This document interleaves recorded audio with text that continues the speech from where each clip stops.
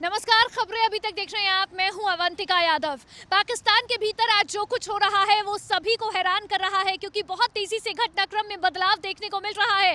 पाकिस्तान में राष्ट्रपति की ओर से नेशनल असेंबली को भंग किया गया, तो उसके बाद विपक्ष ने नेशनल असेंबली पर कब्जा कर लिया, क्योंकि जब अविश्वास प्रस्ताव पर चर्चा होनी थी और उसके बाद अविश्वास प्रस्ताव को खारिज किया गया, रद्द किया गया, ये कहते हुए कि ये विदेशी जो है ताकतों की साजिश है, तो उसके बाद विपक्ष का हंगामा जमकर देखने को मिला। यहां तक कि विपक्ष ने सुप्रीम कोर्ट का रुख कर लिया है। लेकिन अब राष्ट्रपति ने भले ही नेशनल असेंबली को भंग कर दिया हो, लेकिन विपक्ष की ओर से नेशनल असेंबली पर कब्जा कर लिया गया है। बहुत तेजी से घटनाक्रम में बदलाव हो रहा है। विपक्ष ने अपना स्पीकर असेंबली में चुन लिया है, तो वहीं अपना प्रधानमंत्री भी चुन लिया है। शहबाज शरीफ को पाकिस्तान में विपक्ष की ओर से प्रधानमंत्री चुन लिया गया है, और साथ ही साथ विपक्ष ने सुप्रीम कोर्ट का रुख किया है। शहबाज शरीफ ने पाकिस्तान में विपक्ष की ओर से प्रधानमंत्री चुने जाने के बाद जो बात कही है, उन्होंने कहा है कि इस समय इमरान खान जो कर रहे हैं, इमरान खान का जो एटीट्यूड है वो ये है कि ना खेलूंगा ना खेलने दूंगा,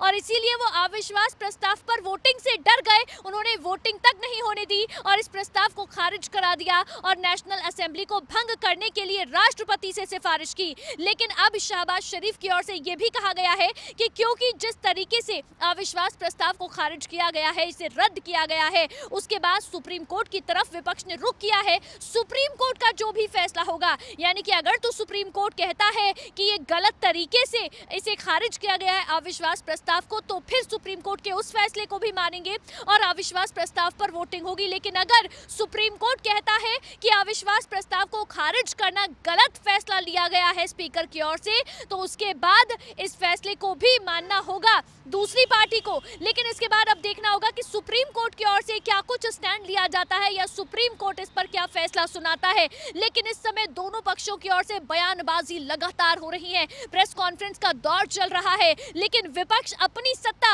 अपनी हुकूमत पाकिस्तान में इस समय चलाने की कोशिश कर रहा है। और विपक्ष की ओर से यह भी कहा गया कि अविश्वास प्रस्ताव पर हमने वोटिंग कराई है, जिसके पक्ष में 198 वोट पड़े हैं। तो देखना यह होगा कि पाकिस्तान के भीतर ये जो दूसरी सरकार चलाने की कोशिश इस समय हो रही है, इसका असर क्या पड़ता है और आने वाले समय में पाकिस्तान की स्थिति अब क्या होने वाली है। आप देखते रहिए खबरें अभी तक।